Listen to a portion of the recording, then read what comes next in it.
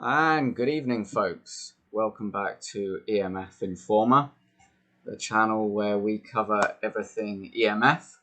And today I'm joined with my partner, Geoff. How are you today, Geoff? Yeah, hi Seth. I'm fine, thanks. It's nice to catch up and have a chat about this Starlink system. If I may, I'd like to kick off by asking you about this 3-degree beam that you say projects up from or the receiving beam from the dish, and the power isn't really enough to worry about unless you're actually in the beam. But a client of mine, she reckons that she's actually getting some kind of radiation. She's feeling radiation coming out from her neighbor's dish, and she's side on. I mean, is it possible something could be coming off the side of the dish?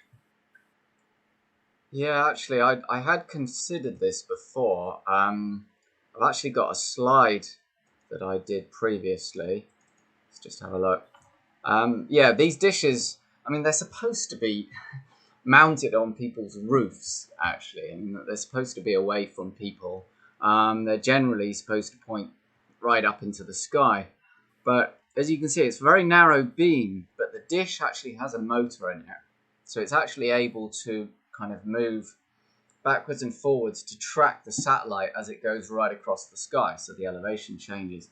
I think the problem we've got, and I looked into this actually quite recently, is that like most antennas, especially these directed ones, it actually has a problem with side lobes. If you think there's the main beam, these dishes actually have 3, 4, or 5 smaller, much less powerful beams that actually fire out at the sides from the main beam. So if you can imagine another 3 or 4 beams on each side of this one, going out about 20 degrees out on each side. So you've got quite a wide angle that could be affecting people around, especially if the dish is tracking towards the horizon and you had, for example, a higher house next to the house where this is mounted.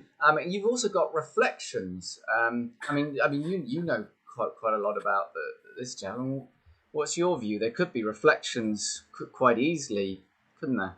What we try and do is cover possible reflections and also cover direct line of sight. And if the side lobe's coming off, that could, in effect, be a direct line. So typically, we would either shield with things like window film or EMF protective curtains, or even paint on the walls if the property was adjacent. I mean, what kind of levels are you talking about? Have you got any numbers for us for the side lobes? And I've calculated the numbers for a 4-watt transmitter, which is what these are rated at. In theory, that they could go higher than that, but they should be 4 watts.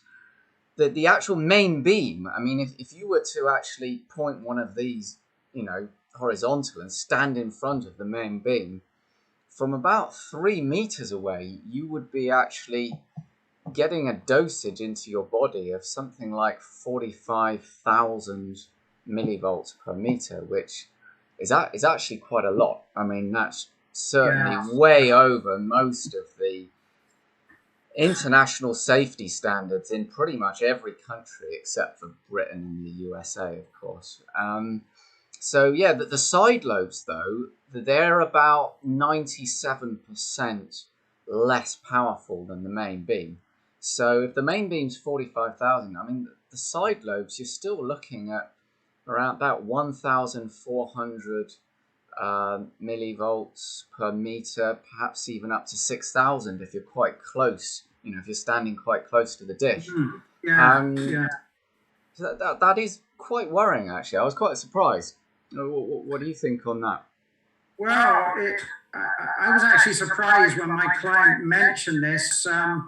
It could turn out that she's actually right. Adds another bit of weight to the customer is always right. So yes, indeed.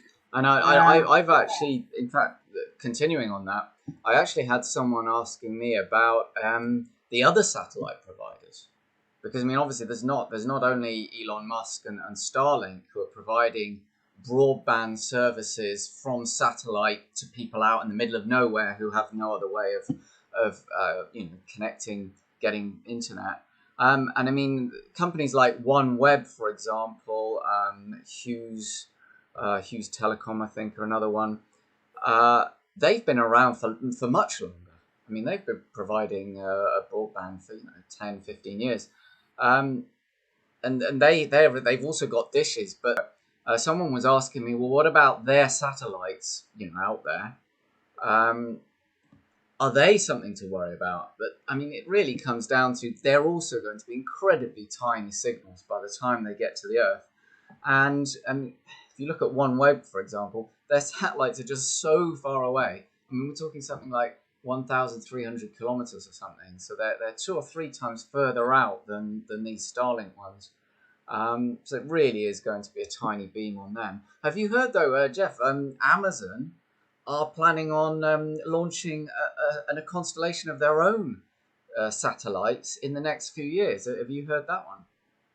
Yeah, I guess really it's to replace the drones, and they'll be tele-transporting all the goods around, I guess. But yeah, no, I haven't heard about that, but nothing surprising me these days. So yeah, they're planning to call it Kuiper or Kuiper or something like that. I think they've allocated like 10 billion to it or something. So there's going to be a lot more satellites out there, folks. I can tell you that. Over the coming 5 years, there really is going to be at least triple the number of satellites. Well, we'll be lucky to see the sun in that case. I've got another question here for you, Seth, on this. People are often talking about the kind of correlation between 5G and the satellite systems. You mentioned there's not really these satellite systems are not operating in the 5G kind of sector, are they? No. I mean, there's been some confusion because 5G was kind of rolled out at the same time as Starlink systems.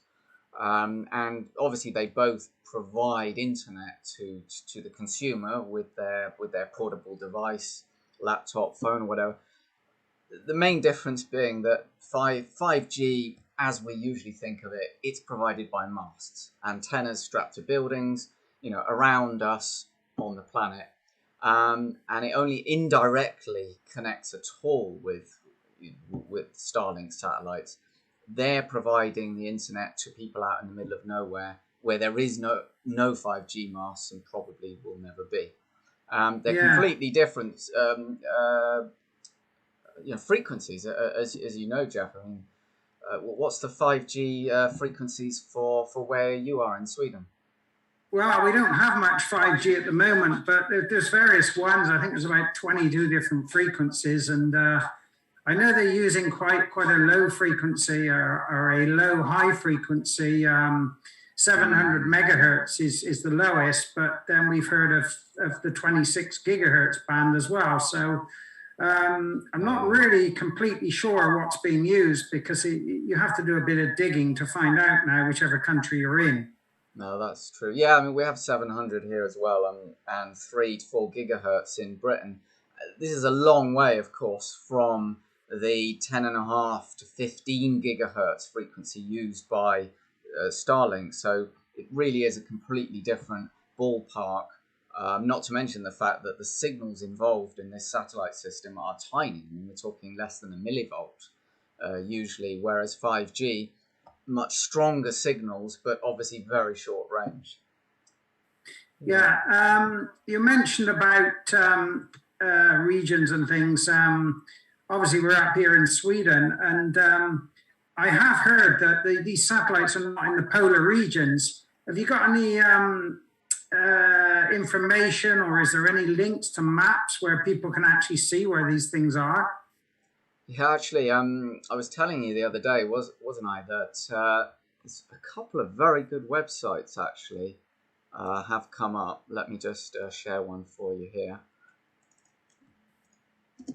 Hope you can see this. This is one of just several websites where you can kind of view what's going on up there with all these satellites pretty much live. We'll see the links below. Please, everyone, do check the links below. There'll be a lot more information under this video. So if you can look here, every one of these white dots is actually a Starlink satellite. Wow. Incredible, isn't it? It is incredible, isn't it? And you think it's not long ago, there was nothing up there for Starlink. Yeah, and these are just the Starlink ones. We can see here that they've actually shown these green cells. These are actually areas where there are already subscribers. So these cells are active. They're receiving internet right now from these satellites overhead. Each one of these white dots is live. We can actually see the figures. 2,000, how many? 1,837 live satellites going around the planet right now. As I say, these green zones here have active subscribers in. So you can see a lot of areas haven't yet been given access to Starlink. I mean, Africa's completely blank there, Russia obviously. Yeah. Presumably, Seth, will you be posting a link for that underneath so people can actually get hold of that? Yeah, it's a good resource. There's another one as well, actually, which lets you see for your own location which satellites are overhead, how they're connecting. It shows where all the base stations are. It's really very interesting stuff. He's got a total, according to this, he has 2,400 satellites up there, but about 300, I think, are not active.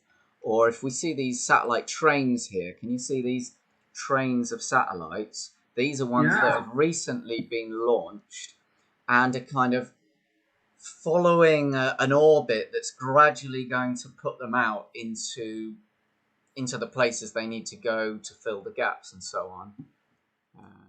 In fact, talking of which, I was going to ask you, Geoff, about what's your take on the future of broadband given by satellites? How do you think it's going to change in the future? It's kind of like technology has gone exponential. It's coming in ever faster. The finances drive the whole desire to get better and better. Anything's possible. I mean, the worry is for many people that are electrosensitive. I mean, you know, is this going to get out of control? And is this radiation from space going to damage us or lower space? It will be interesting to hear what, if we've got any health practitioners, doctors, etc., and scientists that have done research in this area. It'd be interesting to see what they think about this. But the future is, it's running away, and you almost feel it's out of control. But I think it's very interesting for me to see your presentation and get the opportunity to talk about it. And, sorry, Geoff, you mentioned actually the coverage earlier, and I was thinking at the moment Starlink actually doesn't cover any of you can see there, the polar regions. The most northernmost satellites there do actually cover Sweden and Norway. Now, I know earlier I was telling you that they wouldn't because the satellites are not flying over. But you have to remember that each of these white dots actually has a 950 kilometer zone that it can cover. So that they are actually able to go right up into, you know, sort of halfway up Sweden there. And I think in the future there's going to be a lot more satellites, and it just is going to add to the electro-smog that we kind of live in. I mean, never mind a real smog in China, especially in Europe and the US. I think that we're really developing quite a lot of electro-smog here, and the more satellites that go up, that really can only get worse, in my view. Yeah, and I think it'll end up being a race, Seth, between different sectors of the globe, you know, the Chinese versus the Americans and Europe, etc. And there will be a race. And but I think the best thing we can do, I'm conscious we're running out of time now, but I think the best thing we can do is keep on top of the subject and inform people as best we can. Yep, I think that's a good place to wrap up, folks. So we will be putting out a lot more videos in the coming weeks and months, all about EMF, a lot of information, a lot of good research we're doing at the moment. So please do subscribe, watch this space, check the links below, and from Seth and Geoff today, I think we're signing out.